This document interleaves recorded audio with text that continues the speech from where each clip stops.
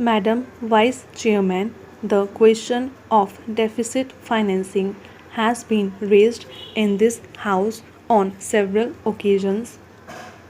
I am no financial or economic expert, but whatever common sense that I possess guides me in one direction, and it is this that it would be unscientific and uneconomic to put a ceiling on deficit financing as such.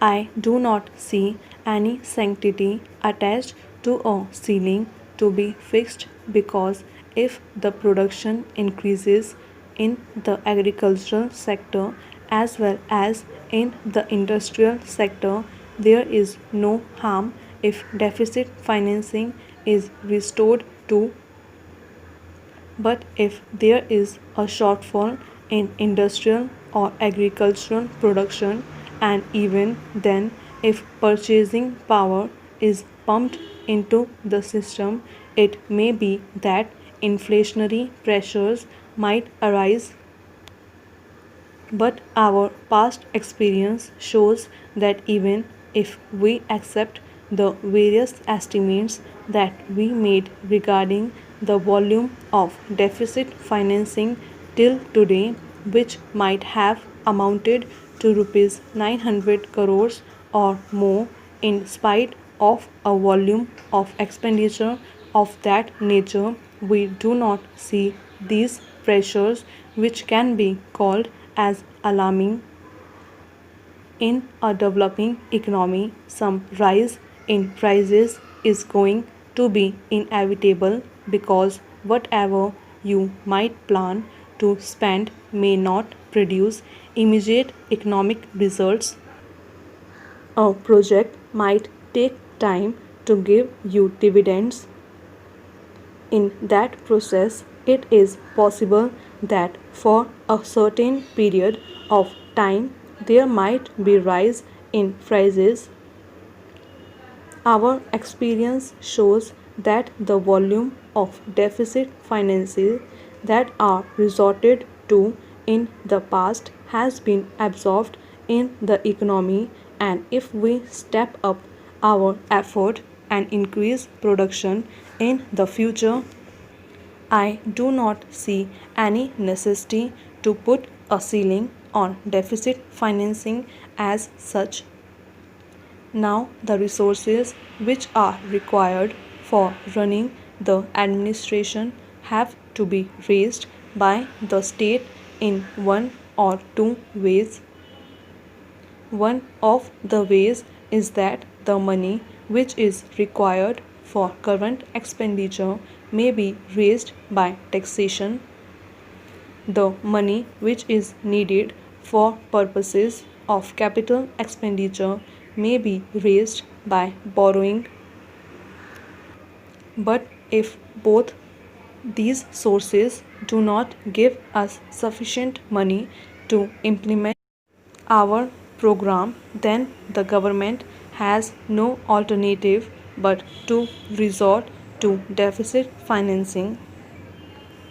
I would therefore suggest that efforts should be made to mobilize the savings of the people for development.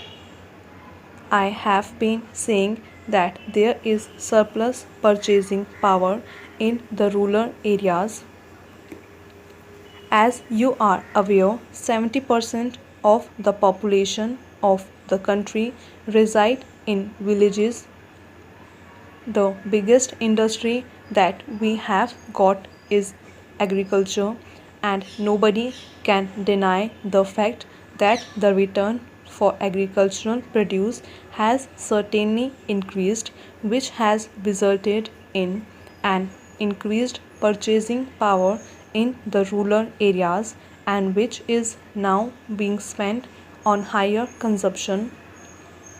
It is for the purpose of retaining consumption of food grains that I am suggesting that we must make every effort to remove that surplus purchasing power for the benefit of society as a whole.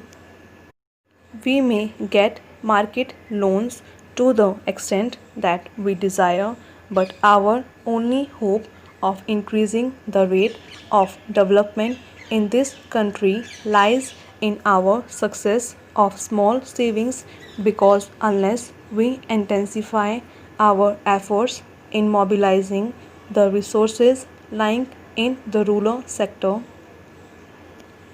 that saving is likely to be dissipated.